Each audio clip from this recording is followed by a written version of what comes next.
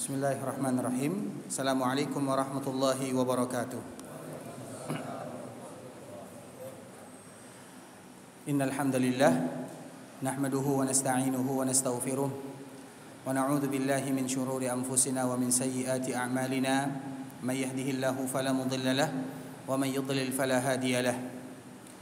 Asyhadu an la ilaha illallah wahdahu la syarika lahu wa asyhadu anna Muhammadan 'abduhu wa rasuluhu la nabiyya ba'da amma ba'd.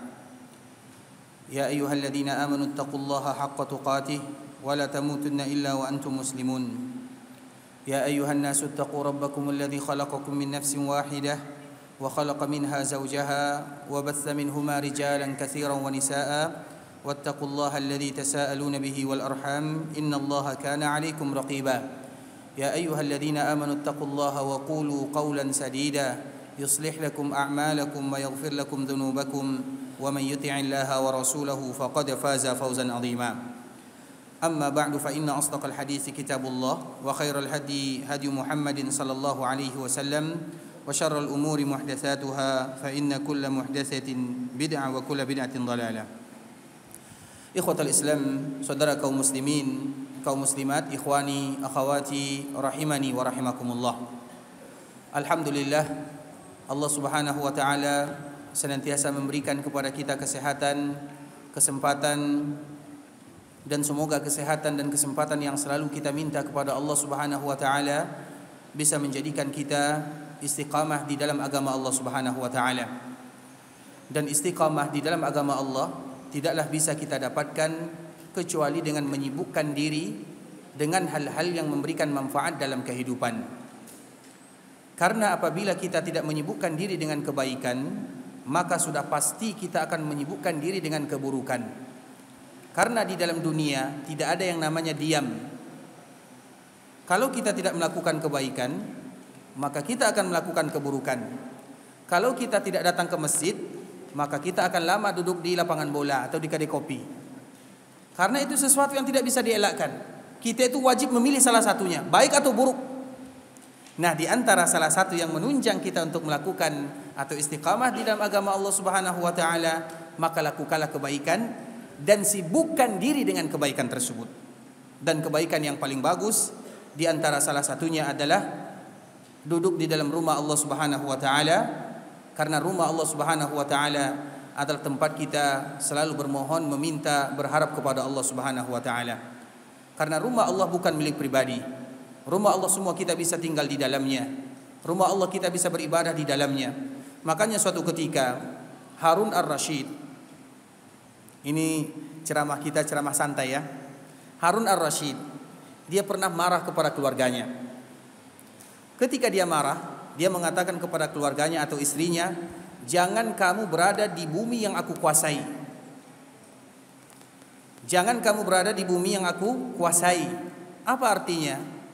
Harun ar-Rasyid adalah khalifah kaum muslimin, yang semua di era Islam dia yang menguasainya. Sehingga dia bersumpah kepada istrinya, karena dia saking marahnya, jangan kamu tinggal di bumi yang aku kuasai. Kemudian istrinya pusing. Di mana aku akan tinggal semua bumi ini? Maknanya bumi kaum muslimin, dia pemimpin kaum muslimin, Harun ar-Rasyid. Dan kita tahu bagaimana kekuasaan kaum muslimin pada waktu itu. Yang mana dari barat, dari timur, dari utara, dari selatan, semuanya mereka yang menguasai. Harun ar-Rasyid di antara kepemimpinan kaum muslimin yang betul-betul diberikan kelebihan oleh Allah Azza wa Jalla. Kemudian istrinya ini, dia tidak bisa lagi berpikir. Akhirnya dia bertanya kepada salah seorang ulama yang ada pada saat itu, bahwa suamiku marah kepadaku dan mengatakan jangan kamu tinggal di rumah yang atau di tanah yang aku kuasai.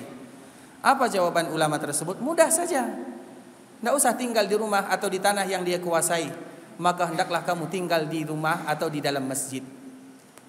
Akhirnya istrinya ini tinggal di dalam masjid. Kemudian Harun ar-Rasyid kembali datang kepadanya, bukankah aku mengatakan jangan tinggal di daerah yang aku kuasai? Apa jawaban istrinya? Wa annal masajida lillah. Sesungguhnya masjid itu adalah milik Allah Subhanahu wa taala, bukan milik pribadi. Artinya ikhwatul Islam, bahwa di antara salah satu kesibukan yang paling wajib dilakukan atau selalu kita melakukannya, bagaimana menyibukkan diri, terutama datang di rumah Allah Subhanahu wa taala yang ada di bumi. sebelum kita datang kepada Allah Subhanahu wa taala yang ada di langit sana. Dan itulah kaidah di dalam beragama, bahwa sesungguhnya kita tidak bisa diam. Kalau kita tidak melakukan kebaikan, maka kita akan melakukan keburukan. Dan di antara kebaikan yang paling bagus kita lakukan adalah bagaimana kita senantiasa memakmurkan rumah Allah Subhanahu wa taala. Dengan itulah Allah menyebutkan, innama ya'muru masajidallah man amana billahi wal yawmil akhir. Sesungguhnya mereka yang mau memakmurkan rumah Allah itu mereka yang beriman kepada Allah, kemudian Allah ikat dan hari akhir. Sering kita jumpai beriman dengan Allah, beriman dengan hari akhir. Karena biasanya hal-hal seperti ini adalah orang yang sadar bahwa mau tidak mau dia akan kembali kepada Allah Subhanahu wa taala, sehingga dia berusaha mencari apa yang membuat dia nanti bahagia ketika berjumpa dengan Allah Subhanahu wa taala. Oleh karenanya, di antara kesibukan yang paling bagus yang kita harus selalu berusaha menyibukkan diri dengannya adalah belajar agama Allah Subhanahu wa taala. Dan di antara salah satu momen yang kita lakukan pada kesempatan kali ini adalah paling tidak kita saling mengingatkan satu dengan yang lainnya dengan belajar agama Allah, membaca ayat-ayat Al-Qur'an ataupun hadis-hadis Rasulullah sallallahu alaihi wasallam. Ini baru muqaddimah ya, belum isinya. Kemudian salawat beriringkan salam semoga senantiasa tercurahkan buat junjungan alam Nabi kita yang mulia, uswah dan qudwah kita bersama Muhammad bin Abdullah sallallahu alaihi wasallam. Ikhwani fillah, pada kesempatan kali ini kita akan membahas pembahasan yang tidak terlalu berat, hanya sekedar memberikan nasihat untuk kami pribadi dan juga kita bersama, terutama bermuamalah dengan antara sesama. Dan tentunya contoh kita yang paling mulia adalah Muhammad bin Abdullah sallallahu alaihi wasallam.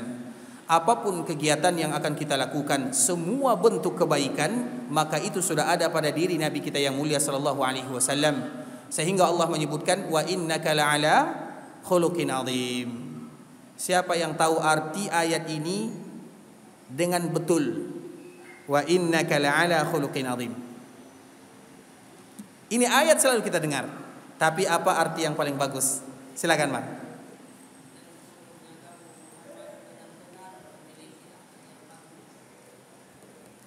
Itu terjemahan Al-Quran. Ada lagi yang lebih bagus. Bagus, tidak salah, kita nggak mensalahkan. Tapi ada kalimat yang hilang di dalamnya. Siapa yang ingat? Wa innaka la'ala khuluqin azim. Siapa yang tahu? Apa artinya? Itu terjemahan yang bagus, masya Allah. Tapi belum ada nilai plus untuk Nabi Sallallahu Alaihi Wasallam. Karena di dalam ayat ini ada nilai plus untuk Nabi Sallallahu Alaihi Wasallam. Apa? Akhlak Nabi ada Al-Quran. Itu hadis Aisyah radhiyallahu taala anha, bukan terjemahan daripada ayat ini. Kita nggak jauh-jauh kemana-mana. Wa innaka la'ala khuluqin azim. Ayat yang selalu kita baca. Setiap kali kita berbicara tentang Nabi Muhammad bin Abdullah, maka ayat ini harus ada. Tapi pertanyaannya, apa arti sebenarnya? Abang kita sudah menyebutkan, dan engkau memiliki akhlak yang agung, ya Bang ya? Tapi yang tadi menyebutkan akhlak Nabi adalah Al-Quran, tapi artinya? Taib. Ngaku semuanya? Silakan. Sesungguhnya engkau wahai Muhammad memiliki suri tauladan yang baik. Bagus, tapi belum cukup. Sama dengan terjemahan yang pertama. Sedikit lagi. Siapa yang ada, yang tahu? Baik, kita terjemahkan ya. Wa innaka la'ala. Ini kitab. Ini air. Air ini di atas kitab. Apa bahasa Arabnya? Al-ma'u 'alal kitab. Air itu di atas kitab, ada kitabnya. Nah, akhlak, ini akhlak. Ini akhlak yang mulia, ini dia. Nabi di atasnya. Makanya Allah menyebut wa innaka la'ala. Apa artinya? Engkau wahai Muhammad, apabila ada akhlak yang mulia, ini standar akhlak yang mulia. Ini akhlak yang mulia. Akhlak Nabi sallallahu alaihi wasallam ada di atasnya. Bisa dipahami? Baru di sana ada nilai plusnya. Ini akhlak yang mulia, standarnya ini akhlak yang mulia. Nabi, akhlak Nabi itu bukan akhlak yang mulia, tapi di atas rata-rata akhlak yang mulia. Baru itu artinya wa innaka la'ala. Kalimat alanya hilang sama kita. Engkau wahai Muhammad memiliki akhlak yang mulia. Apakah yang lain tidak punya akhlak yang mulia? Manusia yang lain, para nabi yang lain juga disifati dengan akhlak yang mulia. Tapi kalimat alanya itu harus kita ingat. Ala. Apa arti ala? Di atas. Berarti akhlak nabi berada di atas rata-rata. Misalnya akhlak yang mulia rata-ratanya 100, akhlak nabi nilainya kalau kita nilaikan 1000. Itulah ibaratnya. Maka ada nilai plus untuk Rasulullah SAW. Paham di sini? Artinya jelas bagaimana keutamaan ayat yang dibacakan ini. Makanya tidaklah mungkin Allah memuji Nabi SAW kecuali dengan bahasa yang bagus. Makanya disebut dengan wa innaka la'ala. La'ala. Ada kalimat alanya. Ala itu artinya ditinggi. Khuluqun azim itu akhlak yang agung, akhlak yang mulia, budi pekerti yang luar biasa. Nah, Nabi berada di atasnya. Bisa dipahami? Berarti Nabi akhlaknya di atas rata-rata akhlak yang mulia. Itu arti yang paling bagus. Yang tadi disebutkan tidak salah, tapi kurang untuk memuji Nabi SAW. Karena setiap bahasa yang dipakai oleh Allah untuk memuji baginda Nabi yang mulia itu adalah bahasa yang memiliki makna-makna yang luar biasa terkandung di dalamnya. Makanya kalau kita melihat Al-Quran, setiap berbicara tentang Nabi Muhammad SAW, pasti kadang-kadang kita merasa cara kita menerjemahkannya kurang memberikan pujian untuk Nabi SAW. Makanya disitulah kita berusaha untuk sedikit memahami ayat-ayat Allah Subhanahu Wa Taala, terutama yang berkaitan dengan pujian Allah Subhanahu Wa Taala kepada Nabi Sallallahu Alaihi Wasallam. Nah, baik. Sekarang kita lanjutkan. Jadi intinya bagaimana kita selalu menjadikan Nabi Sallallahu Alaihi Wasallam sebagai figur dalam kehidupan, dan kita sadar bahwa kita tidak akan pernah mencontoh Nabi Sallallahu Alaihi Wasallam sama dengan Nabi Sallallahu Alaihi Wasallam. Karena Nabi itu manusia yang maksum, yang dijaga oleh Allah, yang disempurnakan oleh Allah Azza wa Jal. Misal tidak mungkin, tapi mencontoh dianjurkan atau bahkan diwajibkan bagi kita bersama. Itulah makna daripada firman Allah Subhanahu wa taala, laqad kana lakum fi rasulillahi uswatun hasanah. Sebuah ayat yang dijadikan standar dalam kehidupan untuk selalu menjadikan Nabi sallallahu alaihi wasallam sebagai panutan. Ikhwatul Islam, saudara kaum muslimin, kaum muslimat, ikhwani akhwati rahimani wa rahimakumullah. Kemudian di antara salah satu yang disebutkan oleh Nabi sallallahu alaihi wasallam adalah hadis yang mungkin terlupakan oleh kita, atau kadang-kadang terlalaikan oleh kita, atau kadang-kadang kita salah di dalam menangkapinya. Sebuah hadis yang selalu kita dengar. Rasulullah sallallahu alaihi wasallam menyebutkan, "Man sana'a ilaikum ma'rufan fakafi'u." Barang siapa yang berbuat baik kepada kalian, maka balaslah. Fa illam tukafi'u, kalau seandainya kalian tidak sanggup untuk membalasnya, fad'ulah, maka doakan dia. Sampai kalian merasa doa kalian tersebut bisa membalas kebaikan yang diberikan oleh orang yang berbuat baik kepada kalian. Dan nanti akan kita paparkan bagaimana contoh Nabi yang diajarkan oleh Nabi sallallahu alaihi wasallam. Sekarang kita contohkan ikhwatul Islam, Rasulullah sallallahu alaihi wasallam dan sejarah kehidupan Nabi sallallahu alaihi wasallam. Ketika Nabi datang ke kota Madinah, dan kita tahu orang Madinah itu sebelum disebut dengan Madinah maka disebut dengan Yathrib. Kota Madinah sebelum ada Madinah atau sebelum disebut dengan Madinah disebut dengan Yathrib. Dan Yathrib itu artinya tidak bagus. Arti kalimat Yathrib itu artinya adalah celaan, cacian. Itu arti daripada kalimat Yathrib. Sehingga kalau kita membaca Al-Quran, Allah menyebutkan tentang kisah Nabi Yusuf. Apa kata Allah Subhanahu wa taala? Allah menggambarkan apa yang dikatakan oleh Nabi Yusuf kepada saudara-saudaranya.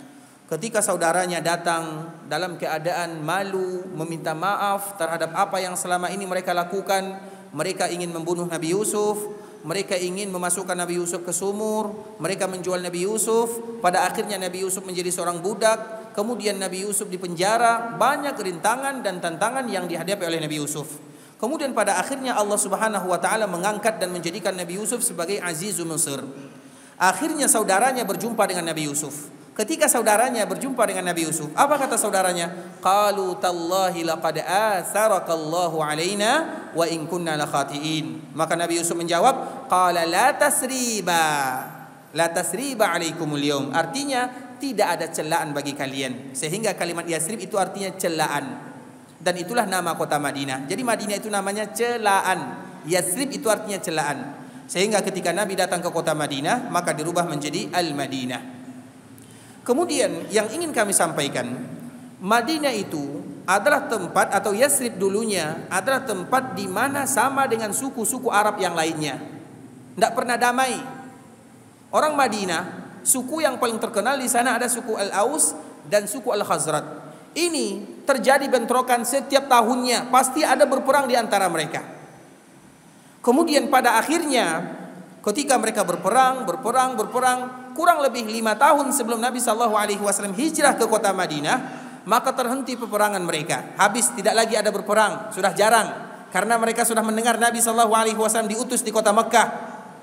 Kemudian ketika Nabi ingin sampai ke kota Madinah, maka orang Madinah tidak lagi memiliki pemimpin. Antara suku Al-Aus dengan suku Khazraj tidak ada lagi pemimpinnya, semuanya sudah mati berperang kecuali satu. Siapa pemimpinnya? Bernama Abdullah bin Ubay bin Salul. Jadi kenapa Abdullah bin Ubay bin Salul yang menjadi pemimpin orang-orang Madinah? Karena yang tertinggal, yang tersisa adalah dirinya, tidak ada yang lain. Kemudian dikala Abdullah bin Ubay bin Salul ini ingin diangkat menjadi pemimpin orang-orang Madinah, tiba-tiba Nabi SAW hijrah ke kota Madinah. Ketika Nabi SAW hijrah ke kota Madinah, apa yang terjadi? Maka Abdullah ini merasa dirinya di bawah atau dihimpit. Yang tadinya dia yang ingin menjadi pemimpin, sekarang tiba-tiba datang Nabi SAW, kemudian Nabi yang menjadi pemimpin orang-orang yang ada di Madinah. Orang lagi tidak melihat kepada Abdullah bin Ubay bin Salul.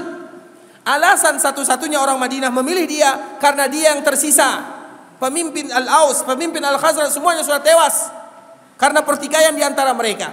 Nah, dikala ingin dibaiat oleh orang-orang Madinah, tiba-tiba Nabi SAW hijrah ke kota Madinah. Kemudian dikala Nabi hijrah, maka langsung orang-orang Madinah menyambut Nabi dan menjadikan Nabi sebagai pemimpin orang-orang yang ada di Madinah. Sehingga Abdullah bin Ubay, dia merasa sakit hati. Maka dari situlah awal daripada kemunafikan, dan kenapa dia menjadi tokohnya orang-orang munafik, karena dia merasa Muhammad melengsarkan dirinya. Itu penyebabnya. Kemudian pada akhirnya, pada tahun ke-9 Hijriah, kita tidak bercerita tentang bagaimana permusuhan Abdullah bin Ubay bin Salul kepada Nabi SAW. Permusuhannya terlalu banyak, kekejiannya terlalu buruk kita ceritakan dan kita sampaikan. Dia kejam kepada Nabi SAW, dan dialah yang disebut dengan munafik. Munafik itu lebih dahsyat daripada kufur, nifak. Tapi nifak itu banyak bagiannya. Yang paling dahsyat itu adalah namanya nifak i'tiqadi. Nifak itu banyak. Ada nifakun amaliyun, ada nifakun i'tiqadiyun. Nifakun i'tiqadiyun itulah artinya mereka yang menyembunyikan kekufurannya, menampakkan keislamannya. Itu disebut dengan nifak i'tiqadi, keyakinan. Dan derajat mereka di atas daripada kekufuran.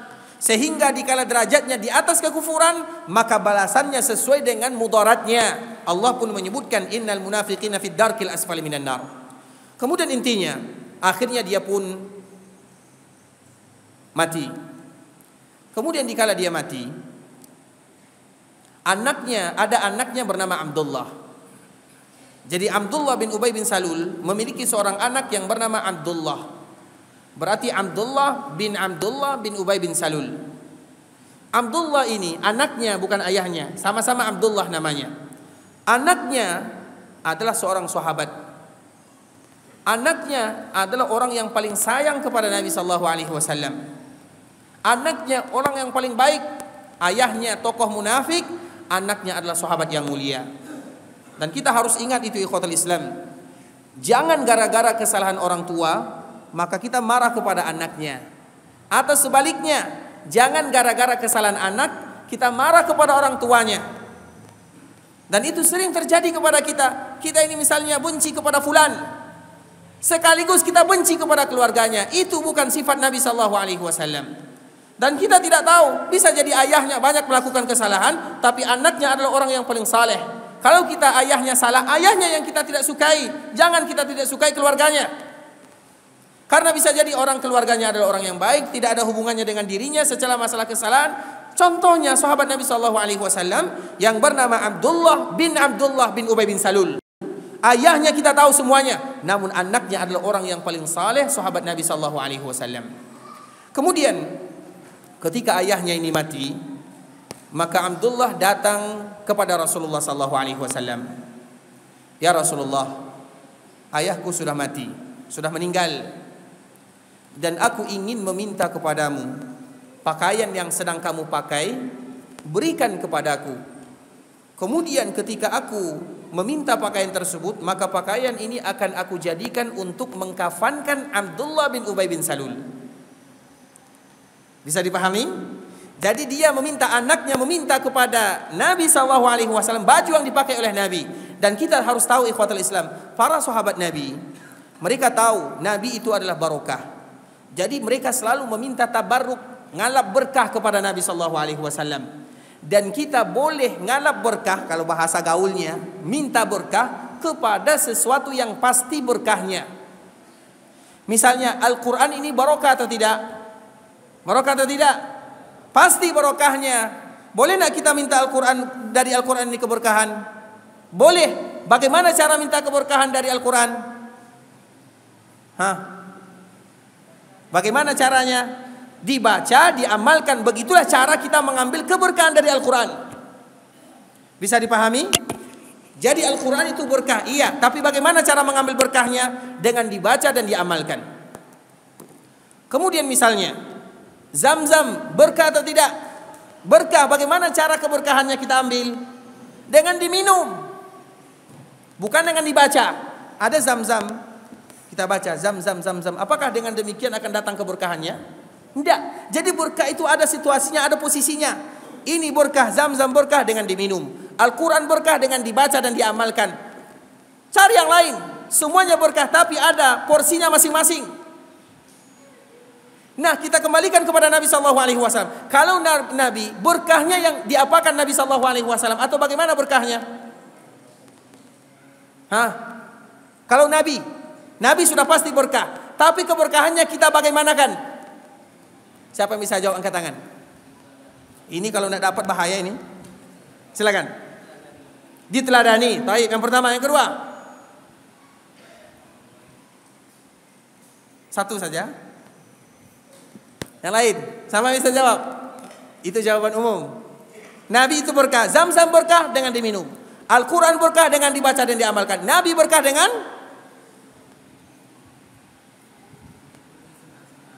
sama jawabannya. Diteladani, mengikuti sunnahnya, sama.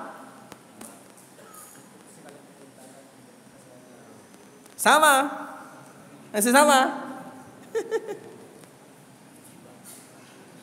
Misalnya kita contohkan sekarang. Apa dulu ya? Apa kita? Silakan Pak. Sami'na wa ata'na, masih sama dengan jawaban yang pertama, kedua dan ketiga. Cuman bahasa yang berbeda. Silakan Bang.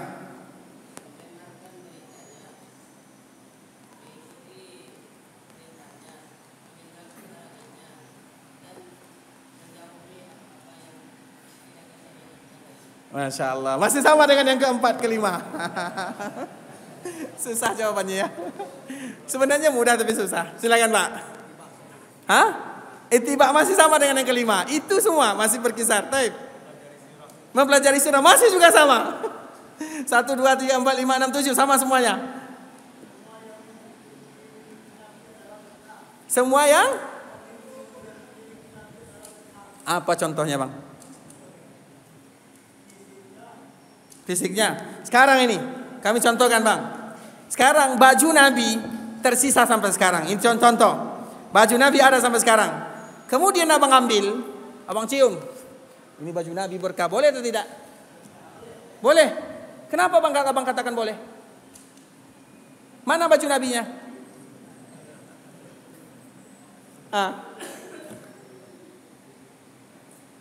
Masya Allah. Ini sambungan dari jawaban yang tadi ya Bang ya. Masya Allah. Silakan. Bisa diapor ke belakang Pak.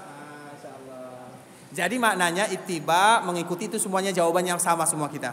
Tapi maknanya Nabi itu semuanya berkah, semuanya. Kita berbicara tentang berkah ya. Kita berbicara tentang berkah. Nabi SAW semuanya berkah. Rambut Nabi berkah, baju Nabi berkah, liur Nabi berkah, semuanya. Semua. Keringat Nabi berkah semuanya. Makanya kalau sampai sekarang, kalau ada rambut Nabi, tapi rambut yang sebenarnya, Kalau seandainya ada, maka boleh kita cium karena itu pasti mendatangkan keberkahan. Iya atau tidak? Tapi pertanyaannya apakah ada atau tidak? Itu yang menjadi masalah. Kita tidak bertanya atau tidak mengatakan ada atau tidak, tapi Nabi SAW semuanya berkah. Jadi Nabi itu berkahnya yang mana? Termasuk semua yang tadi dijawab. Mengikuti Nabi sudah pasti, itu sudah pasti. Kemudian apalagi yang berkah? Nabi mau dipegang berkah. Makanya kita selalu mencontohkan, ketika terjadi perang Badar, ikhwatul Islam, ketika terjadi perang Badar, kita tahu ada salah seorang sahabat yang namanya Sawad. Sawad ini tahu kalau kulit Nabi itu barakah, sehingga dikala dia di baris kaum muslimin, dia sengaja maju. Nabi mengatur barisan kaum muslimin. Kemudian dikala Nabi mengatur barisan kaum muslimin, dengan sengaja dia maju satu langkah supaya Nabi SAW mendekati dirinya. Akhirnya dikala dia maju, Nabi SAW mendorongnya dan dia sengaja tidak pakai baju. Tapi sahabat yang lain tidak tahu apa tujuannya. Kemudian Nabi SAW datang, didorong oleh Nabi SAW karena berperang harus rapi. Sama dengan salat, harus diluruskan safnya. Tiba-tiba ada orang yang maju, didorong oleh Nabi SAW dengan tongkatnya. Nabi tidak salah di sana, dan Sawad pun tidak salah karena dia sengaja melakukan yang demikian. Kemudian akhirnya apa kata Sawad yang membuat Nabi SAW mengatakan silahkan balas diriku? Nah, Sawad mengatakan auja'tani ya Rasulullah. Ya Rasulullah, engkau membuat diriku sakit. Kemudian apa kata Nabi? Nabi yang tadinya mendengarkan kalimat ini, Nabi adalah orang yang tidak pernah menzalimi orang lain sedikit pun. Kecuali Nabi SAW mengatakan silahkan balas, lakukan sebagaimana yang tadi aku lakukan untukmu. Akhirnya Sawad ini ingin membalas Nabi SAW. Orang-orang lain tidak tahu apa tujuan daripada Sawad. Kemudian apa kata Sawad? Ya Rasulullah, tadi engkau mendorongku, membuat aku sakit, kulitku sakit, dan aku tidak pakai baju. Buka bajumu. Sahabat yang lain ini mau perang, tapi masih dia mengatakan, ya Rasulullah, tadi aku tidak pakai baju. Kamu pun harus buka baju, karena Nabi yang suruh dia harus membalas sebagaimana yang dia lakukan atau yang Nabi lakukan terhadap dirinya. Kemudian setelah dibuka baju Nabi SAW, Sawad ini maju seolah-olah ingin membalas sebagaimana Nabi yang dilakukan Nabi terhadap dirinya. Namun tiba-tiba Nabi dikejutkan dengan pelukan Sawad yang sangat erat sekali, yang sangat kuat sekali. Karena Sawad itu namanya sesuai dengan orangnya. Apa arti Sawad? Aswad. Apa arti aswad? Hitam. Namanya Sawad karena memang kulitnya hitam. Makanya disebut namanya Sawad. Nah, ketika dia melakukan yang demikian di peluknya Nabi, dia ingin kulitnya yang hitam ini menyentuh kulit Nabi SAW. Karena dia tahu kulit siapapun, mereka yang beriman kepada Allah, kalau seandainya bersentuh dengan kulit baginda Nabi SAW, maka sudah pasti mendapatkan barokah. Jadi barokah Nabi itu apa? Semuanya. Kalau kita berjumpa dengan Nabi, dipegang, disentuh Nabi SAW. Makanya kalau kita katakan, kalau seandainya Nabi, dan kita tahu Nabi akan utuh selama-lamanya sampai hari kiamat. Kalau seandainya Nabi keluar, misalnya dikeluarkan dalam keadaan jasadnya dikeluarkan, kemudian kita pegang dan Nabi sudah meninggal, maka Nabi akan barokah.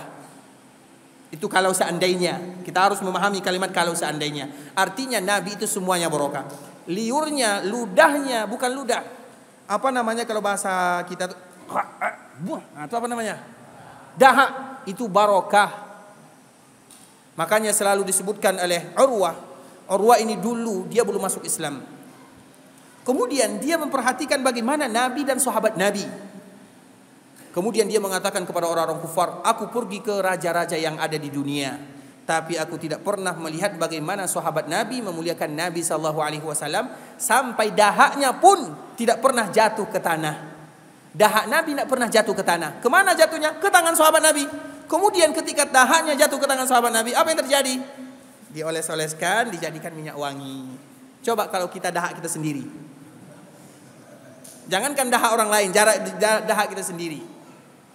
Itu maknanya barokah. Jadi semuanya. Cuman yang menjadi masalah Nabi, dan yang Nabi tinggalkan tidak pasti apakah itu punya Nabi atau tidak. Itu yang menjadi permasalahan. Sekarang kita mendengar ada rambut Nabi. Kalau betul-betul rambut Nabi, maka sudah pasti barokah. Tapi pertanyaannya, apakah itu rambut Nabi? Ada baju Nabi, sudah pasti barokah. Tapi pertanyaannya, apakah itu baju Nabi? Ada sendal Nabi, sudah pasti barokah. Tapi pertanyaannya, apakah itu sendal Nabi? Itu yang menjadi permasalahan. Makanya Imam Ibnu Katsir dalam kitabnya Al-Bidayah menyebutkan semua, ini bukan perkataan saya, perkataan Imam Ibnu Katsir, semua peninggalan Nabi SAW dulu terbakar. Karena Madinah itu sering terjadi kebakaran, apalagi di musim panas. Jangankan Madinah, Masjid Nabawi itu sudah berapa kali terjadi kebakaran di sana. Artinya di sana mereka mengambil kesimpulan, seringnya terjadi kebakaran. Kemudian terjadinya peperangan, karena peperangan setelah Nabi itu banyak sekali di zaman Abu Bakar, di zaman Umar, di zaman Utsman, di zaman Ali. Coba berapa kali kaum muslimin menyebarkan dakwah Islam, sehingga mereka mengatakan dengan kejadian-kejadian ini semua yang ditinggalkan Nabi hilang. Bisa dipahami? Tapi kalau seandainya ada dan pasti adanya, maka itu sudah pasti mendatangkan keberkahan. Nah, itulah yang diinginkan oleh Abdullah bin Ubay bin Salul, ingin mengambil baju Nabi SAW, dan baju Nabi SAW itu barokah atau tidak? Barokah, sudah pasti barokah. Makanya juga cerita yang selalu kita sebutkan, dikala ada Nabi didatangkan pakaian dari Yaman, karena dulu terkenal pakaian Yaman itu pakaian yang selalu dipakai oleh Nabi. Dan Yaman itu ada daerah yang setelah Taif sampai ke Yaman sekarang. Bukan Yaman sekarang, Yaman itu adalah kalimat yang disebutkan di dalam bahasa-bahasa Nabi, mulai dari daerah Taif sampai ke belakang itu semuanya disebut dengan daerah Yaman, semuanya disebut dengan Yaman. Nah, pakaian, sandal, bahkan pakaian yang dijadikan untuk menutup muka Nabi SAW, semuanya dikala menjadikan ditutup muka Nabi ketika Nabi wafat, itu semuanya pakaian dari Yaman. Karena terkenal pada waktu itu masalah pakaian itu orang-orang Yaman. Kemudian ketika Nabi diberikan hadiah pakaian yang berasal dari Yaman ini, pakaian yang bagus, apa yang terjadi? Ada salah seorang sahabat yang mengatakan, ya Rasulullah, berikan pakaian itu untukku. Dan Nabi baru saja memakainya. Ada orang yang kasih hadiah, kemudian Nabi masuk mengganti pakaiannya, kemudian Nabi keluar, baru saja Nabi berdiri memakai pakaian yang diberikan hadiah. Tiba-tiba ada sahabat yang mengatakan, ya Rasulullah, berikan hadiah tersebut atau pakaian tersebut untukku. Nabi tidak pernah menolak permintaan. La yaruddu sa'ilah. Dan itu juga diantara sifat Nabi yang paling mulia, yang sampai sekarang tidak akan pernah bisa kita mencontohnya. La yaruddu sa'ilah. Siapapun yang meminta, Nabi tidak pernah mengatakan tidak. Tapi tentunya urusan-urusan dunia. Kemudian akhirnya Nabi dikala diminta bajunya langsung masuk. Kemudian masuk, digantilah pakaian yang tadi dipakai oleh Nabi. Kemudian pakaian yang tadi diberikan hadiah langsung dilipat oleh Nabi dan diberikan kepada sahabat yang tadi meminta. Sahabat yang lain menatap sahabat yang meminta pakaian ini dengan tatapan tajam. Kenapa kamu minta pakaian itu kepada Nabi, padahal Nabi memakainya karena kebutuhan? Nabi tidak ada lagi pakaian, kenapa kamu tega meminta pakaian tersebut kepada Nabi? Dan kamu tahu, Nabi la yaruddu sa'ilah. Nabi itu tidak pernah menolak orang yang meminta. Kenapa kamu meminta? Itu kata sahabat yang lain kepada orang yang tadi meminta. Sahabat ini, dia mengatakan, aku ingin pakaian ini dijadikan sebagai kain kafanku. Jadi ada tujuannya. Dan memang benar, ketika dia meninggal, dia dikafankan dengan pakaian yang sudah melekat di tubuh Nabi. Artinya apa? Dia ingin mengambil keberkahan dari pakaian yang Nabi pakai. Artinya sesuatu yang ada pada diri Nabi, sesuatu yang melekat pada diri Nabi, sesuatu yang berhubungan dengan Nabi, bahkan keluarga Nabi, semuanya adalah barokah. Bisa dipahami? Nah, itu makna barokah. Nah, itulah yang diinginkan oleh Abdullah bin Ubay bin Salul. Ketika ayahnya meninggal, dia datang kepada Nabi SAW, kemudian mengatakan, ya Rasulullah, berikan pakaianmu untuk dijadikan kain kafan ayahku. Banyak alasan-alasan yang disebutkan oleh para ulama kenapa Abdullah bin Ubay bin Salul mengatakan yang demikian. Di antara salah satunya karena dia ingin menutup aib daripada ayahnya. Di antara yang lain menyebutkan, ketika Abdullah ini meminta pakaian kepada Nabi SAW dan diberikan kepada ayahnya, akhirnya kain kafan Abdullah bin Ubay, tokoh munafik ini, adalah baju Nabi. Bukankah itu sesuatu yang mulia? Jadi dia adalah tokoh munafik, tapi kain kafannya baju yang dipakai oleh Nabi. Barokah atau tidak Abdullah bin Ubay bin Salul? Barokah atau tidak? Nah, barokah atau tidak? Apa jawabannya? Barokah atau tidak? Tidak. Kenapa tidak? Karena dia munafik. Baju Nabi barokah, tapi apabila dipakaikan kepada tokoh munafik, barokah atau tidak? Tidak ada manfaatnya. Bisa dijelas? Paham sampai di sini? Maknanya kalau seandainya ada orang yang mendapatkan baju Nabi, pakaian Nabi, sesuatu yang barokah dari Nabi, tapi dia tidak beriman kepada Nabi, barokah atau tidak jadinya? Tidak jadi, nggak connect dia. Karena syaratnya harus beriman dulu kepada Nabi SAW. Nah, Abdullah munafik ini, tokoh munafik ini, Abdullah bin Ubay bin Salul, orang yang tokoh munafik yang ada di kota Madinah, bahkan dialah pencetus kalimat kemunafikan, itu dia yang mencetusnya. Baru ada kalimat kemunafikan dari dia. Kemudian pada akhirnya dia dikafankan dengan baju Nabi, tapi barokah dari baju ini tidak dia dapatkan. Kenapa? Karena dia tidak beriman kepada Nabi. Nah, pertanyaannya yang menjadi ingin kami sampaikan sesuai dengan tema yang ingin kami sebutkan, mengapa Nabi SAW memberikan bajunya kepada Abdullah, padahal Nabi tahu dia adalah orang munafik? Siapa yang tahu jawabannya? Itu yang ingin kami sampaikan. Mengapa Nabi memberikan bajunya kepada Abdullah, padahal Nabi tahu dia itu ada tokohnya munafikun? Tapi kenapa Nabi tetap memberikan baju tersebut kepada Abdullah dan dijadikan kain kafannya? Siapa yang bisa jawab? Silakan.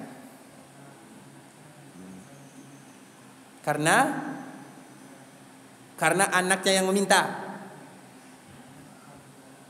Ini sesuai dengan pelajaran kita ya, karena Nabi tidak pernah menolak permintaan. Ini hadiahnya untuk abang, bang. Ini ada yang nitip hadiah tadi. Siapa yang dapat jawab pertanyaan ini hadiah katanya? Silakan, bang. Isinya lihat sendiri ya. Masya Allah. Sama-sama sehat, bang ya. Masya Allah. Barakallahu fiik. Allah jika khairan. Taib. Itu jawabannya masih umum. Siapa lagi yang tahu jawabannya? Kenapa Nabi memberikan bajunya kepada tokoh munafik ini? Jawabannya, silakan.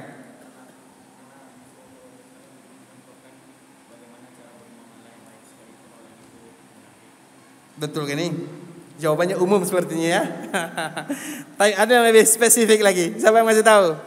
Contoh itu sudah pasti. Nabi ingin mencontohkan kepada kita bagaimana bermuamalah. Tapi dia, Abdullah ini, dialah yang menuduh istri Nabi berzina. Bahkan Nabi ingin membunuhnya. Tapi karena takut kepada orang-orang lain.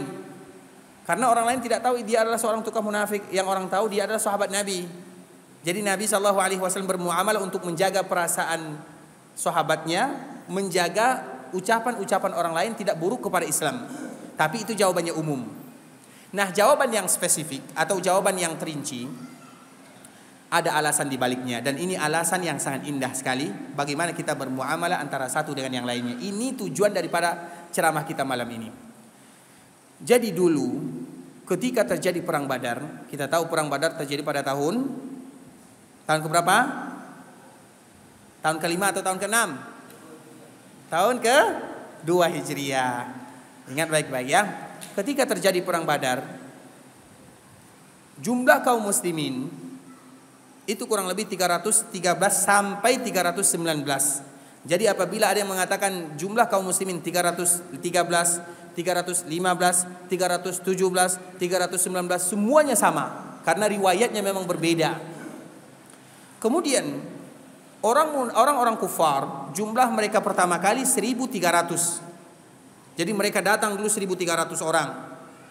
Kemudian ketika orang-orang kufar ini mendengarkan kabar bahwa kafilah dagang yang dipimpin oleh Abu Sufyan sudah selamat, akhirnya sebahagian orang-orang musyrikun Makkah mengatakan, apa gunanya lagi kita berperang? Tujuan kita berperang ini adalah untuk menyelamatkan kafilah dagang yang tadi dihalangi oleh kaum muslimin.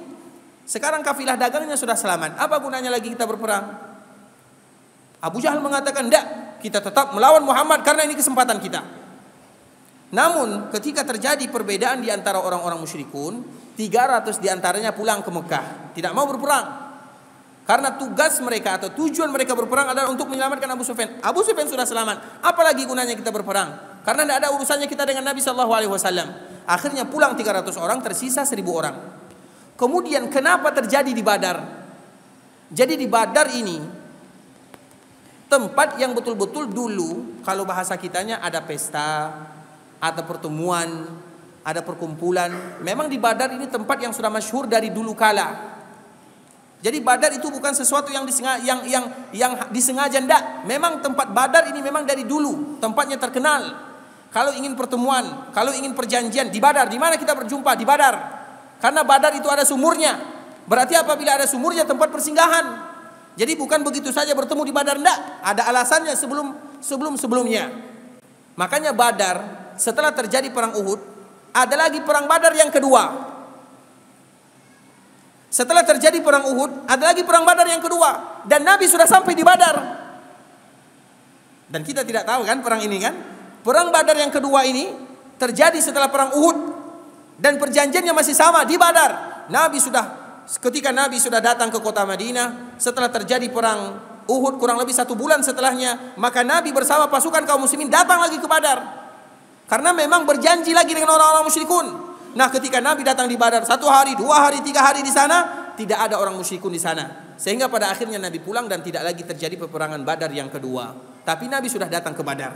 Kenapa Badar? Badar itu tempat yang betul-betul sudah diketahui dari zaman dahulu kala. Kemudian ketika terjadi perang Badar, pada akhirnya orang musyrikun jumlahnya 1000 orang. Kemudian udah azan? Azan dulu kita ya, baru kita lanjutkan kurang lebih 15 menit atau 20 menit. Bismillahirrahmanirrahim. Alhamdulillahirabbil alamin wassalatu wassalamu ala asyrafil anbiya'il mursalin wa ala alihi wa ashabihi wa man tabi'ahum bi ihsan ila yaumil amma ba'du. Ikhwatal Islam, sekarang kita lanjutkan tentang yang tadi telah kita sampaikan. Ketika orang-orang musyrikun mereka ingin melawan Nabi sallallahu alaihi wasallam di Badar, dan Nabi sallallahu alaihi wasallam juga sudah sampai di Badar. Kemudian dikala berjumpa dua pasukan ini, di dalam pasukan orang-orang musyrikun terdapat salah seorang dari keluarga Nabi sallallahu alaihi wasallam yang bernama Al-Abbas atau paman Nabi itu sendiri. Paman Nabi jumlahnya 10 orang atau 12 orang atau 13 orang yang berjumpa dengan Nabi ketika Nabi sudah menjadi Nabi dan menjadi Rasul hanya 4 orang saja. Al-Abbas, Hamzah, Abu Lahab, Abu Talib. Paman Nabi yang berjumpa dengan Nabi ketika Nabi diutus menjadi Nabi dan menjadi Rasul tersisa 4 orang saja. Hamzah, Al-Abbas, Abu Talib dan Abu Lahab. 2 Islam, 2 tidak. Salah satunya adalah Al-Abbas. Al-Abbas ini sebenarnya dia sudah lama masuk Islamnya, tapi dia masih menyembunyikan keislaman. Kenapa? Karena dia termasuk orang yang mewarisi kakeknya atau ayahnya yang bernama Abdul Muthalib. Kalau seandainya dia terang-terangan mengikuti anak pamannya atau anak saudaranya, maka kabilah Bani Hashim semuanya akan ikut. Walaupun demikian keadaannya, dia tetap bersama orang-orang musyrikun. Jasadnya bersama orang musyrikun, hatinya bersama Nabi SAW. Sehingga ketika terjadi perang Badar, Al-Abbas ini bersama orang-orang musyrik, tapi dia sudah beriman kepada Nabi. Bisa dipahami? Jadi Nabi berpesan kepada sahabatnya, kalau kalian berjumpa dengan Abbas, jangan kalian bunuh dia. Karena sahabat Nabi ketika berperang Badar, mereka sangat yang namanya wala dan barok mereka itu sangat kuat. Seperti misalnya Abu Bakar, kalau seandainya aku berjumpa dengan anakku, aku yang akan bunuh dia. Coba bayangkan. Makanya disebut dengan Al-Furqan. Umar begitu juga. Kalau seandainya aku berjumpa dengan keluargaku dari Bani Adi, aku yang akan memenggal leher mereka. Jadi semangatnya. Nah, pas giliran Al-Abbas, Nabi berpesan, jangan kalian membunuh Al-Abbas. Kenapa demikian? Nabi tahu Al-Abbas itu sudah beriman, tapi dia tetap bersama orang-orang musyrikun karena terpaksa. Ada paksaannya. Kita tahu Abu Jahal itu orang yang pandai bercerita. Kalau ada orang yang tidak ikut, maka dia akan memaksa orang tersebut dengan ikut dengan cara dipermalukan. Contohnya misalnya Umayyah bin Khalaf, majikannya Bilal bin Rabah. Umayyah ini di awal dia tidak ingin ikut karena dia sudah tahu, Umayyah ini sudah tahu kalau dia akan mati di Badar. Makanya dia tidak mau ikut. Nah, dikala dia tidak mau ikut, dilihat oleh Abu Jahal. Apa kata Abu Jahal? Wahai Umayyah, kalau kamu tidak ikut tidak apa-apa. Duduklah kamu membuat harum-haruman bersama wanita-wanita tersebut. Maksudnya wanita-wanita yang tinggal di Mekah ini. Sehingga Umayyah ini marah. Apakah kamu kira aku ini pengecut? Artinya apa? Abu Jahal ini pandai untuk merayu orang melawan Nabi SAW. Begitu juga dengan Al-Abbas, karena Al-Abbas ini menyembunyikan keislamannya sehingga Abu Jahal memaksa dia untuk ikut. Akhirnya Al-Abbas ini ikut berperang, berada di barisan orang-orang musyrikun. Kemudian ketika terjadi peperangan, maka sobeklah pakaian Al-Abbas. Baju Al-Abbas ini robek, hilang, robek intinya. Kemudian Al-Abbas ini orangnya besar, paman Nabi ini kuat, orangnya besar, tinggi. Tidak ada pakaian yang pas untuk Al-Abbas dijadikan sebagai ganti, kecuali pakaian satu orang saja, yaitu pakaian Abdullah bin Ubay bin Salul yang tadi kita ceritakan. Ini baru inti daripada pembahasan yang ingin kami sampaikan kepada kita bersama. Ketika pakaian Al-Abbas ini robek, tidak ada yang bisa menggantikan pakaian Al-Abbas ini kecuali pakaian dari Abdullah bin Ubay bin Salul. Karena mereka sama-sama besar, sama-sama tinggi, badan ukurannya pas. Misalnya saya dengan fulan, misalnya dengan abang, misalnya baju abang ini robek, nah mungkin baju saya diberikan kepadanya nggak muat. Tapi kalau sama-sama besar bisa muat. Nah, Al-Abbas ini yang cocok dengan badannya adalah Abdullah bin Ubay bin Salul. Abdullah bin Ubay bin Salul pada waktu itu dia bersama kaum muslimin. Kemudian maka Abdullah ini memberikan pakaiannya kepada Al-Abbas, paman Nabi SAW. Akhirnya Al-Abbas memakai pakaian daripada Abdullah bin Ubay bin Salul. Nabi SAW ingat akan kejadian ini. Makanya kenapa Nabi SAW dikala datang anaknya, Nabi tahu ayahnya adalah orang munafik. Anaknya Abdullah bin Abdullah, dia juga tahu kalau ayahnya itu adalah orang munafik. Bisa dipahami? Anaknya Abdullah bin Ubay bin Salul tahu, anaknya yang bernama Abdullah ini tahu kalau ayahnya itu adalah tokoh munafik. Ayat Al-Munafikun yang kita tahu semuanya, idza ja'akal munafikun, itu turun gara-gara Abdullah bin Ubay bin Salul. Anaknya Abdullah ini tahu kalau ayat ini turun untuk ayahnya, sehingga dikala ingin memasuki Madinah, anaknya mengeluarkan pedangnya. Ketika ayahnya ingin masuk, maka dia mengatakan kamu tidak boleh masuk. Kepada ayahnya dia mengatakan yang demikian, sampai kamu diizinkan oleh Rasulullah SAW masuk. Makanya dianjurkan bagi kita nanti baca surat ini. Kemudian apa sebab turunnya? Maka kita akan jumpai anaknya yang bernama Abdullah. Dia sudah berdiri di pintu Madinah, tidak mengizinkan ayahnya masuk ke dalam kota Madinah sampai Nabi yang mengizinkan. Akhirnya Nabi izinkan ayahnya masuk, baru anaknya ini mengizinkan ayahnya masuk. Artinya apa? Dia tahu kalau ayahnya ada tokoh munafikun. Tapi walaupun dia tahu, kenapa dia meminta pakaian kepada Nabi? Dan kenapa Nabi mengabulkan permintaan anak tersebut atau Abdullah tersebut? Karena Nabi SAW ingat, dulu dikala terjadi perang Badar, Abdullah inilah yang memberikan pakaian untuk paman Nabi SAW. Dan di antara salah satu sifat mulia Nabi, ini baru pelajaran yang ingin kami sampaikan kepada kita bersama. Di antara salah satu sifat Nabi SAW, membalas kebaikan yang orang lakukan kepadanya, kepada keluarganya, dengan kebaikan yang lebih baik lagi. Itulah yang tidak ada pada diri atau yang sudah mulai dari kalangan kaum muslimin. Nabi itu semua yang melakukan kebaikan untuk Nabi, semuanya orang yang melakukan kebaikan kepada Nabi, orang yang melakukan kebaikan kepada keluarga Nabi, Nabi SAW akan membalasnya bahkan dengan yang terbaik. Itulah hadis yang ingin kami bacakan tadi, ikhwatal Islam. Man sana'a ilaikum ma'rufan fakafi'uh. Kalau ada orang yang berbuat baik kepada kita, balas kebaikannya. Kita contohkan contoh yang menyebar di masyarakat kaum muslimin. Dan kita ambil contoh dari Nabi SAW, karena Nabi betul-betul suri tauladan dalam kehidupan. Jadi Nabi bukan suri tauladan dalam sholat saja, bukan dalam puasa saja, bukan dalam haji saja, dalam semuanya. Begitu juga dengan masalah muamalah. Dikala Nabi SAW, Nabi itu pernah minjam qard. Qard itu bahasa kitanya samalah dengan kira-kira hutang. Nabi itu berhutang, dan hutang itu dibolehkan. Yang tidak boleh itu adalah mentradisikan berhutang. Nabi berhutang. Bahkan Nabi SAW hampir meninggal, Nabi juga masih punya hutang, gadai. Jadi biasa masalah minjam, masalah berhutang biasa. Nabi juga melakukan yang demikian. Tapi jangan dibiasakan. Ada orang yang ingin biasa hutang tapi dia tidak mau bayar. Makanya sampai keluar istilah, pekerjaan yang paling berat di dunia adalah nagih hutang. Dan itu memang berat di ikhwatal Islam. Nah, kita contohkan Nabi SAW. Nabi pernah berhutang. Kemudian masa temponya belum sampai. Misalnya Nabi dulu pinjam kurma untuk 1 bulan misalnya, atau 2 bulan. Nah, orang yang memberikan piutang kepada Nabi ini belum sampai temponya, masih bulan pertama, misalnya jatuh temponya di bulan kedua. Bulan pertama dia sudah datang kepada Nabi SAW. Bahkan dia marah kepada Nabi, bayar hutang. Dan dia bukan Islam. Maknanya Nabi juga bermuamalah dengan orang yang bukan Islam. Kemudian dia mengatakan, bayar hutangmu. Kemudian dia marah-marah kepada Nabi SAW. Padahal belum jatuh temponya. Kemudian para sahabat yang lain ingin marah. Kenapa Nabi kita diperlakukan demikian? Kenapa kamu tidak bisa berbicara baik-baik? Sehingga para sahabat yang lainnya mereka berdiri dan ingin marah kepada orang yang nagih hutang kepada Nabi.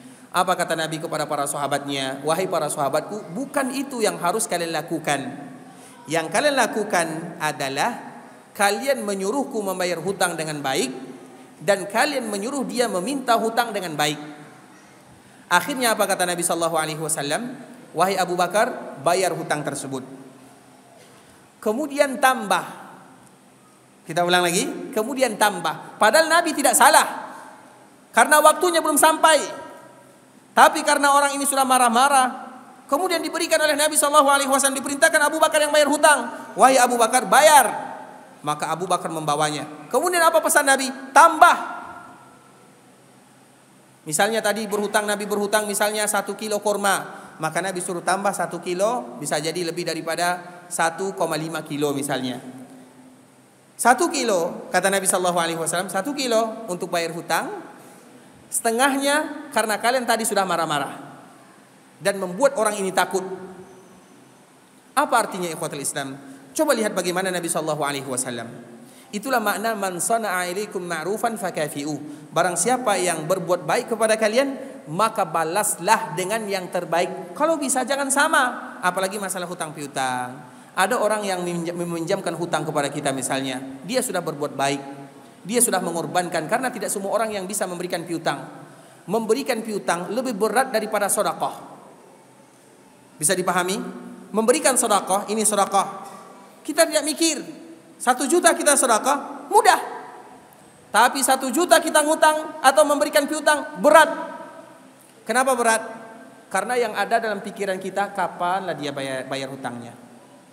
Jadi kita akan selalu terbebani.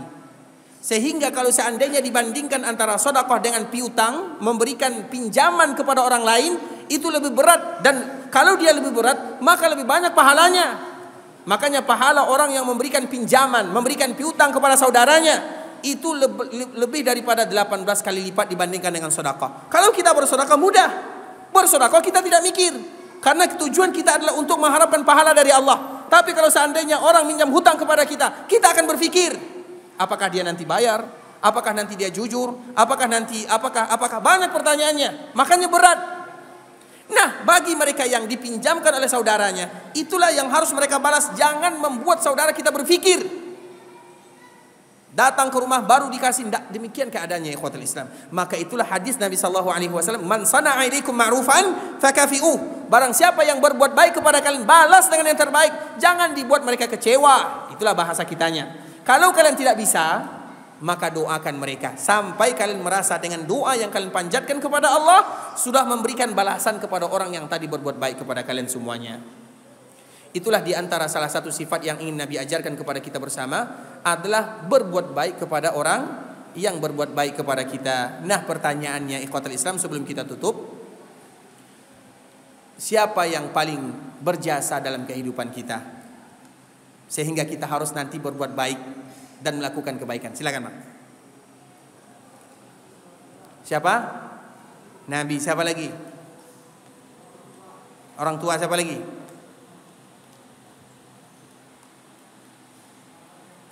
Sahabat Nabi. Apa lagi? Ada satu yang paling penting yang abang tinggalkan. Coba pikirkan baik-baik.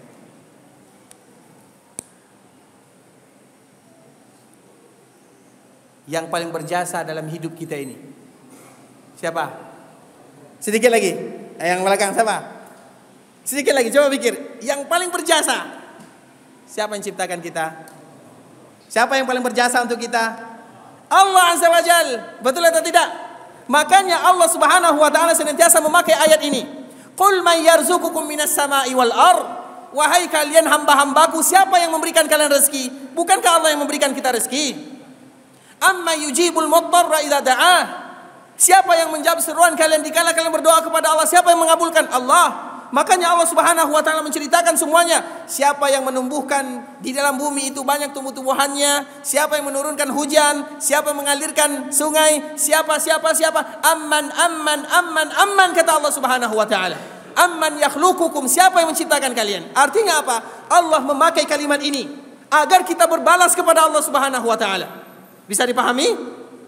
Allah Subhanahu wa taala senantiasa menggunakan kalimat ini di dalam macam ayat, terutama mereka-mereka yang tidak mau beribadah kepada Allah. Kalian tahu yang memberikan rezeki Allah, yang menghidupkan Allah, yang menurunkan hujan Allah, yang memberikan semuanya Allah. Kalau kalian tahu itu semua, kenapa kalian tidak membalasnya?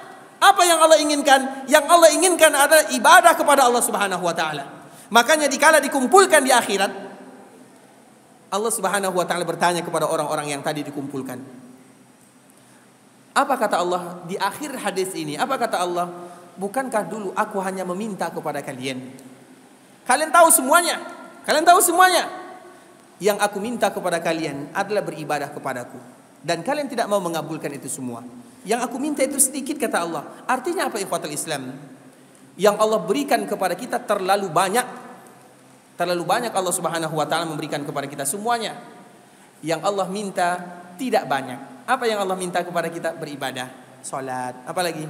Yang wajib-wajib saja. Kalau kita melakukan yang wajib-wajib saja, salatnya yang wajib saja, puasanya Ramadan saja, zakatnya zakat harta saja atau zakat fitrah saja, haji dan umrah kalau sanggup, kalau tidak menjadi masalah. Kalau itu saja yang kita ucapkan dan yang kita lakukan, aflaha ala lisani Rasulullah sallallahu alaihi wasallam, maka kita sudah menjadi orang yang beruntung sebagaimana yang disebutkan oleh Rasulullah sallallahu alaihi wasallam.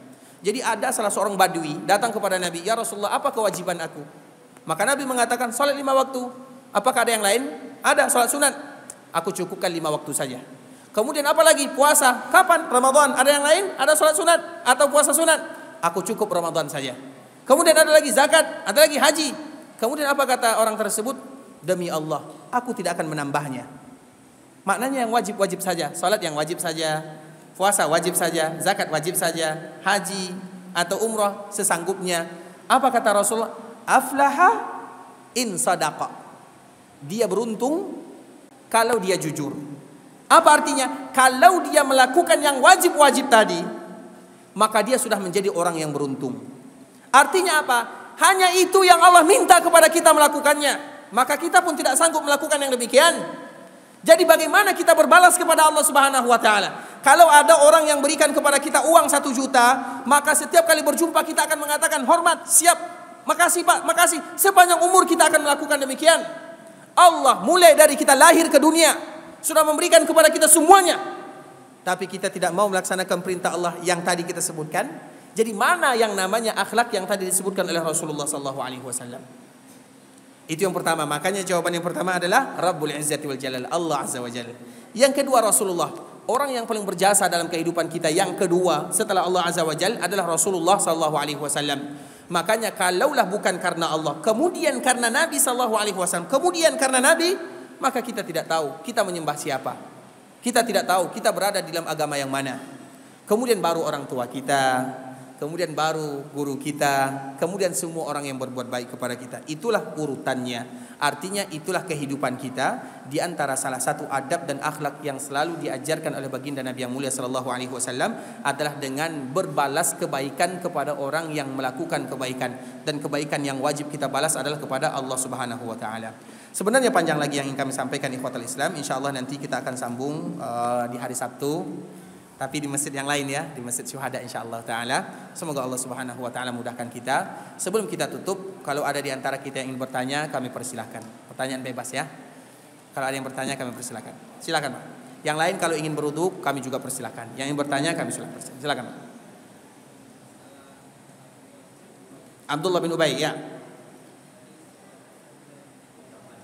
Apa? Iya. Bukan ikut bersama Nabi. Enggak, karena setelah pulang kan Abdullah bin Abbas dia termasuk orang yang tertawan. Enggak, karena kalimat munafik ada yang menyebutkan ikut karena munafik belum ada di perang Badar. Kalimat munafik itu baru ada setelah perang Badar.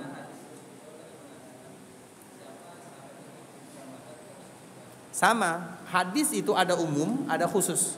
Ayat itu ada umum, ada khusus. Contoh, ini contoh saja. Wa may yaqtul mu'mina muta'ammidan fajazauhu jahannam. Nah, itu kata Allah. Bisa yoga ya? Barang siapa yang membunuh kaum muslimin, orang mukmin, maka balasannya jahannam, masuk neraka, kekal di dalam neraka selama-lamanya. Nah, ada orang yang membunuh. Banyak enggak kaum muslimin yang membunuh?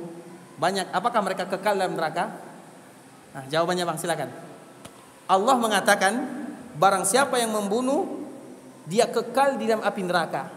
Nah, kenyataannya banyak tak kaum muslimin yang membunuh orang lain? Banyak. Ketika mereka membunuh, apakah mereka kekal dalam neraka? Kenapa? Ayat ini umum. Bisa jadi ada yang mengkhususkan dirinya. Bisa Bang pahami? Begitulah kira-kira. Baik, yang lain. Silakan.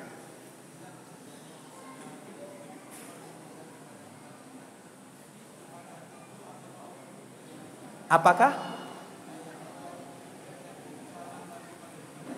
Iya.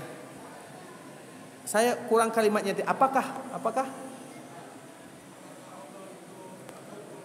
Apakah Allah butuh dengan ibadah yang hamba lakukan? Baik. Yang perlu kita ketahui, kehendak Allah. Ini pelajarannya sudah mulai rumit sedikit ya, tapi kami mohon dipahami sedikit. Kehendak ada namanya masyiah.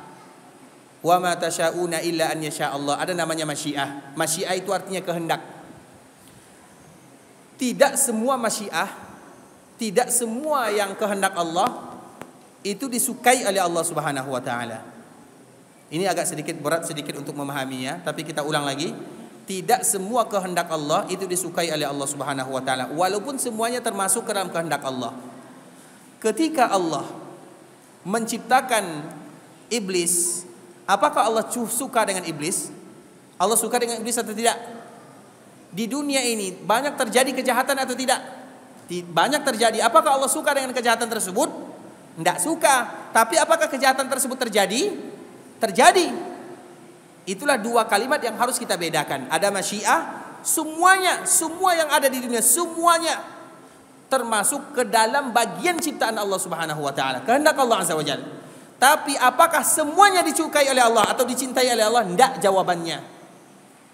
Salah satunya, yang salah satu disukai oleh Allah. Kalau yang disukai oleh Allah sudah pasti kehendak Allah. Kalau yang dikehendaki oleh Allah belum tentu disukai oleh Allah. Dua kalimat yang berbeda. Kita ulang lagi.